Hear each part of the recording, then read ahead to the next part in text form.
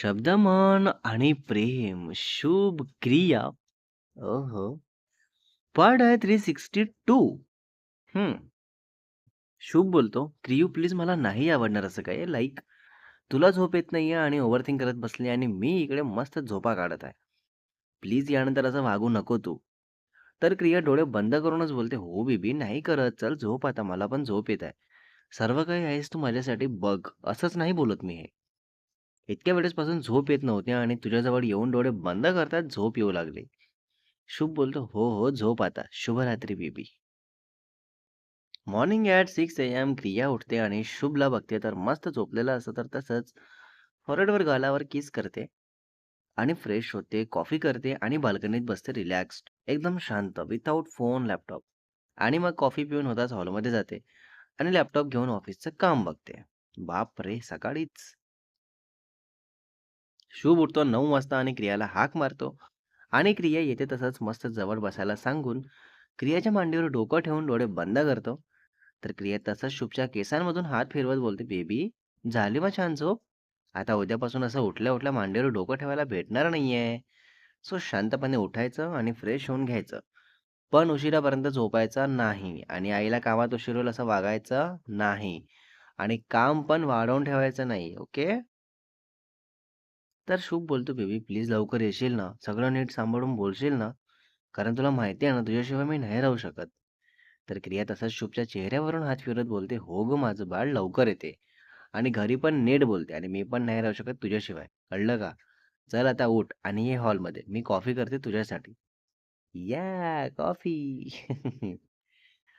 सकाळी 11 वाजता क्रिया कॉलवर असते ऑफिसबद्दल आणि शुभ फोन बघत बसलेला असतो. तर काही वेळाने क्रियाचा कॉल होताच क्रिया जाते बेडरूममध्ये आणि उर्वरित पॅकिंग पूर्ण करते.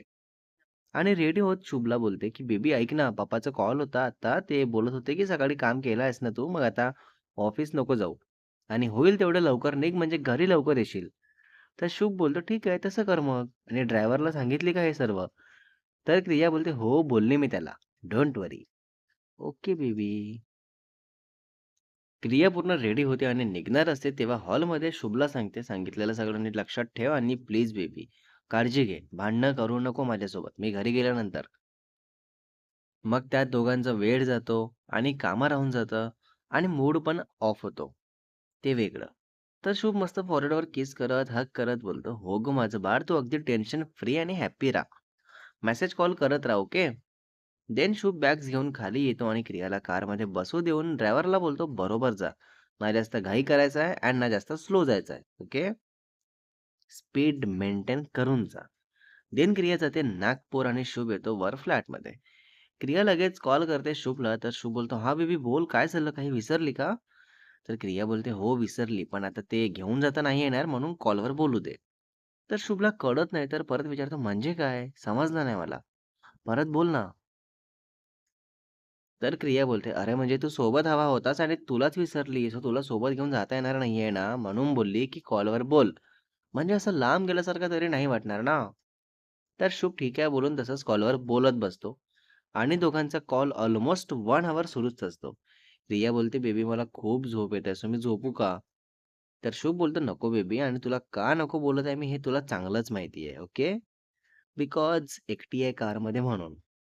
तर क्रिया बोलते, "हो, ते माहिती आहे मला, पण खरंच बेबी खूप झोप येत आहे." तर शुभ बोलतो, "तुझं फेव्हरेट कुठलं तरी बुक वाचत बस, झोप ओढून जाईल तुझी." तर क्रिया ठीक आहे बोलते आणि कॉल कट झालं, की बुक वाचत बसते आणि शुभ असतो आपलं काम घेऊन. ओके. फायनली क्रिया सुखरूप घरी पोहोचते आणि आधीच आपल्या मम्माला कॉल करून असते, तर मम्मा खाली येऊन वेट करत असते आणि मग क्रिया मस्त हक करत बोलते, "वाह मम्मा, फुल फिट अँड फाईन वाटत आहेस." तर क्रियाची मम्मा बोलतात, "हो, मग राहावंच लागतं. नाहीतर तूच बोलशील, मम्मा असं नाही, तसं नाही. सो तुझं काही ऐकण्यापेक्षा आपली आपण काळजी घेतलेली बरी." देन असंच बॅग्स घेऊन वर जातात आणि क्रिया आपला फोन काढते आणि शुभला मेसेज करते, की "बेबी, मी जस्ट घरी पोहोचली आहे, एकदम सुखरूपपणे.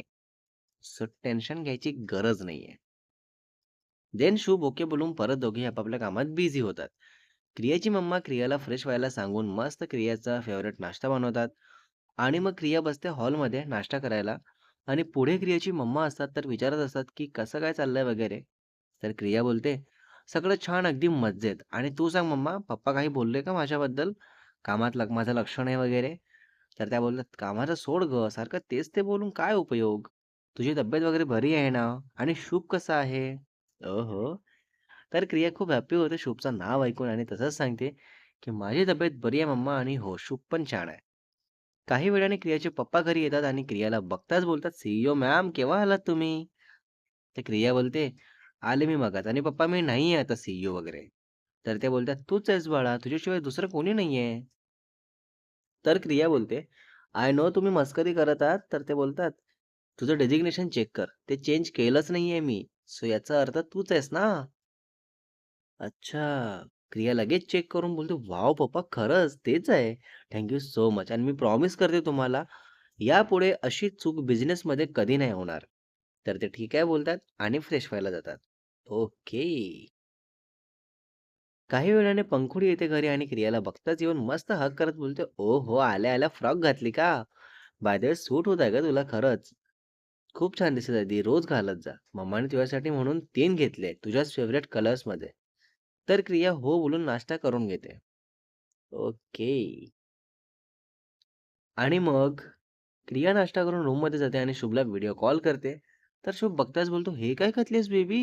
बाय द वे मस्त क्युटी पण दिसत आहेस, लाइक अ क्यूट बेबी." तर क्रिया बोलते, "अरे मम्माने घेतलंय स्पेशली समरसाठी. मला पण खूप कम्फर्टेबल वाटत आहे." आणि पंकू तर बघताच येऊन हग केली, "मस्त दिसतंय गं दी" बोलत. तर शुभ बोलतो, "हो ना आणि मी खरंच असतो तर मी पण डायरेक्ट बेडरूममध्येच घेऊन गेलं असतं. कारण खरंच दिसत आहे अशी एकदम क्युटी-क्युटी." तर क्रिया बोलते, "अच्छा हो का? आणि हां, पप्पा आल्या-आल्या बोलले पदावरून काढलं नाहीये. अजूनही तूच आहेस आणि पुढेही राहशील." तर शुभ विचारतो, "बापरे! एवढं कसं काय बोलले?" तर क्रिया सांगते, "ॲक्चुअली ते फक्त तसं बोलले होते, पण माझं डेझिग्नेशन चेंज केले नव्हते." ऐकून खूप बरं वाटलं मला आणि हा कॉन्फिडन्स पण आला, की आपल्याबद्दल जे बोलायला आले मी खास, तेही नीट बोलता येईल आता मला. शुभ बोलतो, "हो बेबी बोल आणि त्यांचं काहीही बोलणं असू दे मला नीट सांगशील, पण काहीही लपवू नको आणि मनावर घेऊ नको. प्लीज आपण मिळून सगळं नीट करू, ओके? पण टेन्शन घेऊ नको." तर क्रिया हो बेबी बोलून ठीक आहे बोलते.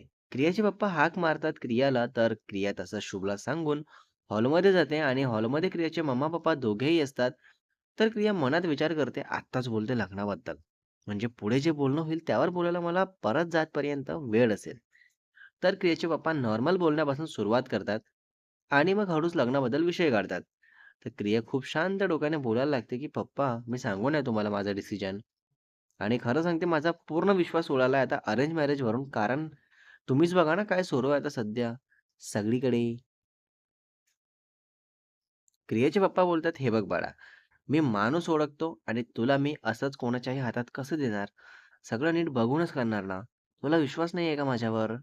तर क्रिया बोलते, "पप्पा मला तुमच्यावर स्वतःपेक्षा जास्त विश्वास आहे. पण अधर तुम्ही जे बोलत आहे करायला, त्यावर नसणार आहे.